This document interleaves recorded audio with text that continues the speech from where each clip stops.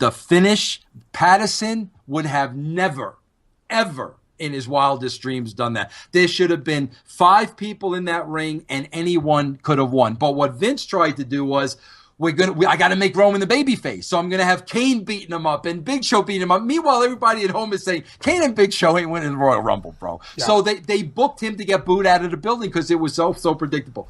Steve, they're in Philadelphia. They bring Rock in and everything, try to get the guy over. Meanwhile, they buried him with their own booking. But now at the end, I'll never forget this picture. He gets on that second rope and they're booing him out of the building. Steve, if I'm still writing at that time and I'm standing next to Vince and I'm hearing this, I am telling Vince and begging Vince, buzz Earl, tell Earl to tell Reigns to flip off the crowd. Tell Reigns to tell the fan. Bro, the fact that they're booing you out of the building and you're being forced to stand on the second rope and try to be a babyface. Steve, again, put yourself in that position. Yeah. You've been there. He's trying to be a babyface there. I would have had him say, F you. And then I would have organically gone from there. Okay, right. That's what I would have done. Steve, here's what I see every time I see Reigns cut a promo. And you'll appreciate this, bro.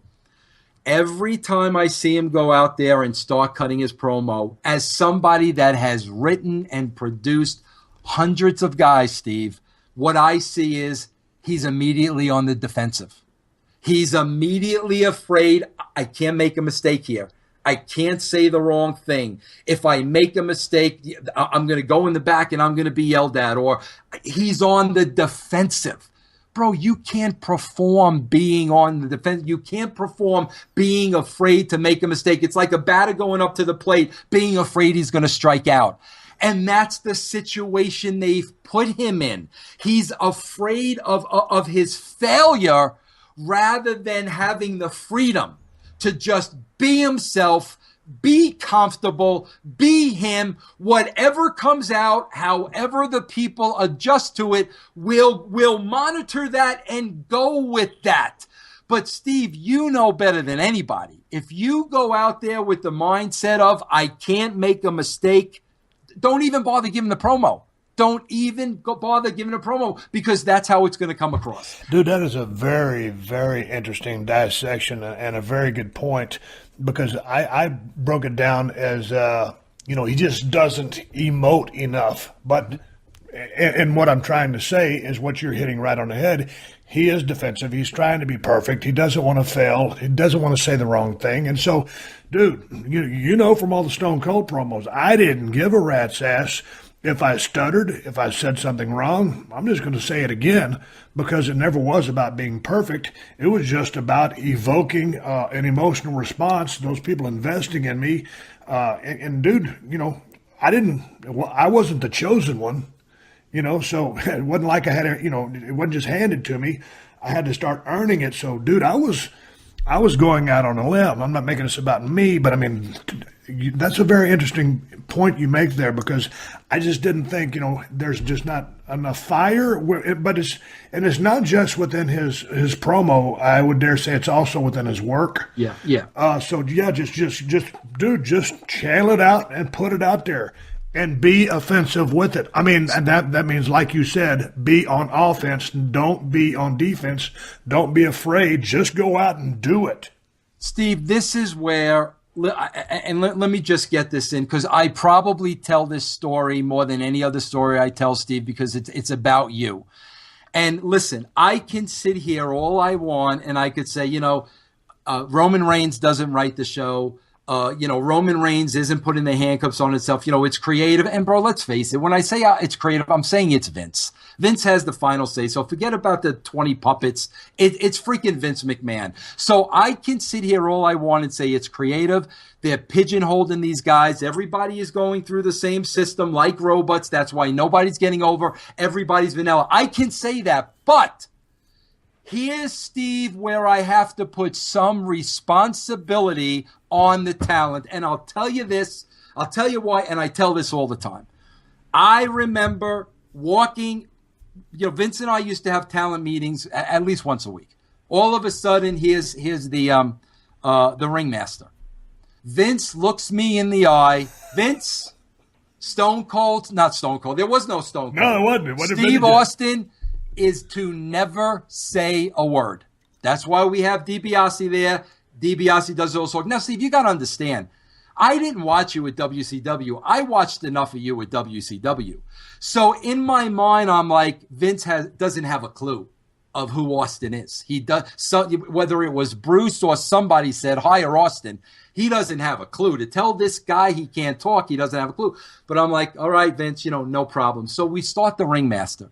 Steve, I will never forget you every single week coming up to me. Vince, I'm better than this. I'm better than this. I could do better than this. I could talk every single week. Now, with that in my mind, I'm writing TV looking for a spot.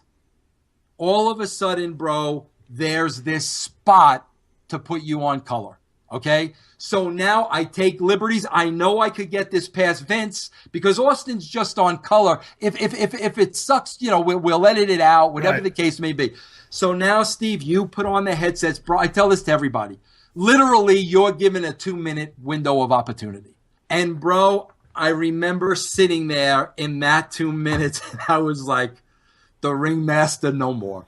The ringmaster is dead, buried, gone.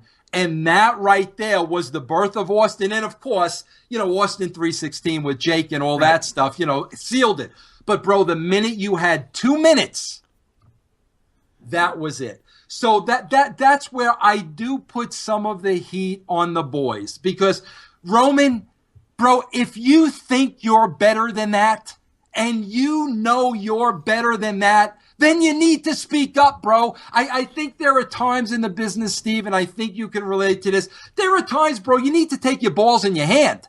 And the reason you roll the dice is because you got confidence in yourself. And it's like, I know I'm right, so I'm going to roll the freaking dice. If Vince doesn't see it, it's going to be Vince's loss. It ain't going to be my loss. Right. So, if you went into this business to be a wrestler and to be the best that you can be, and you're being held back, bro, at some point, you got to take your balls in your hand and make a stand. Because, Steve, another thing is, when you talk about making money in the business, that's how you go from here to here.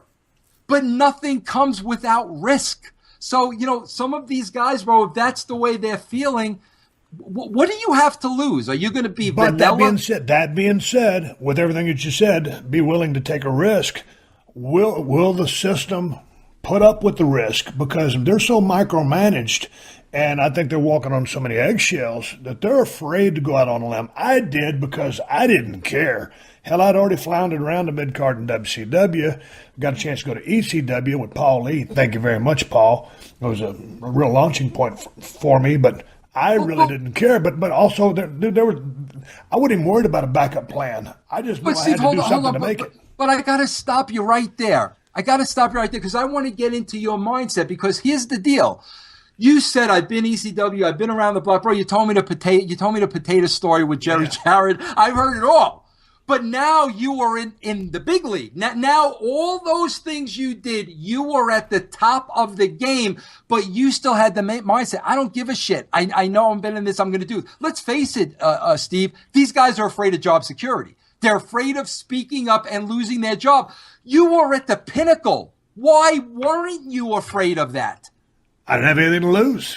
It was either put up or shut up. And to your point, I knew I was better than what I was, doing. That's what it is. And I had, got a chance to cut that promo with Paul Lee, and I had a little bit of confidence in myself. Not a whole lot, but, I did believe that I could deliver. And so it's like I told Vince at one time, and I go back to that story that you told when I got a chance to do the color commentary. That was the point when, we would do 2 Raws. We'd do one live, we'd put one in a can. And that posted Raw, that's when they started editing my lines. The few times that I got to speak, they were editing my lines. And I'll never forget that walking across that parking lot, asking Vince, I said, dude, I didn't say it like that, but I said, I noticed, when the show's on, you're editing a lot of my stuff. Why is that? And he says, well, quite frankly, Steve, you're popping guys in the truck. And, I'm like, dude, if you can pop a guy's in a truck, you can pop anybody because they've seen it all and heard it all. And that's what I told him. I said, Vince, you got guys here 6'10", 7 feet, 320 pounds. I said, I'm 6'2", 250, bald head, goatee, black trunks, black boots. I said, man, if you take my personality from me, I can't compete with anybody. But I said, if you give me my personality, I said, I can compete with anybody you got. And he just said, okay, Steve. That's when he lifted the filter on me, and that's when I started really getting over. And so going back to, not to make this a story about me, but we're talking about this process of Roman Reigns and all the guys, for that matter, in the system right now. But with respect to Roman Reigns, dude, you just got to go for it. You just throw caution in the wind, say, what the F, and just go for it. And go for that and what respect. Because I maintained that, you remember better than anybody when Rocky Maivia came in, and he was a white meat baby face with the streamers, and got over bad. Mm-hmm. And it got booed out of the building. Rocky died chance. Put him in a nation, boom. He ousted Farouk. He became the focal piece of that faction. Then all of a sudden, we know the rest. He had one of the greatest runs in the history of the business. But, he had to be hated first before he was universally loved. And I keep saying that Roman's going to have to go through a heel run before he's going to be universally loved, just because of all the things, whether it's been WWE or what he's done, I just don't think you can backtrack from that. The old man wants to push him as a babyface. There was just an article on my Google alerts, why Stone Cold is wrong, Roman must turn heel. And this guy goes on to write this 10-page article and never made really any bottom line out of it. Can Roman Reigns succeed as a babyface? In your opinion, and nothing's carved in stone because the story's going to play out in front of us as the months go by into WrestleMania and past, can Roman Reigns get over as a monster baby without turning heel first, given the circumstances we're presented with right now? No. Steve, what I would do, and we used to do this with Raw a lot. People don't believe this is how we wrote Raw. I don't know. I don't. Bro, I'm hearing today that literally they're making so many last minute changes. That's why you're seeing gaping holes. It didn't happen that way back then. Back then we had the show when we went to TV. We tweaked things, but there weren't any huge holes. Bro, if it's me, I'm writing the show. I'm listening to the people, and I'm organically going with the story. Like I said, organically, back last January, I would have had them double flip the crowd. If I just busted my ass for an hour to win this match, you're going to boo me right there. Right. And then I would have organically went with that. But, Vince is from the old school, Steve. He's going to be my white meat baby face. I'm going to shove it down your throat, and you're going to like it whether you like it or not. It don't work that way. Maybe back in the 80s. You cannot get away with that today. Okay, is Vince in touch with what people want right now? Absolutely not. Is Triple H? No, he's not. Steve, I hate to say this, and I'm a grizzly old vet. Bro, they're in the wrestling bubble. They're in the wrestling bubble. What bubble do they need to be in? They need to be in the world bubble. They need to take a step outside, and they need to understand how a regular guy perceives the wrestling business. Bro, all we did with the Attitude Era is, Steve, we've gone full circle. Prior to the Attitude Era, we were doing Freddie Joe Floyd, the plumber, all those guys. I went into Vince's office and I made it real simple.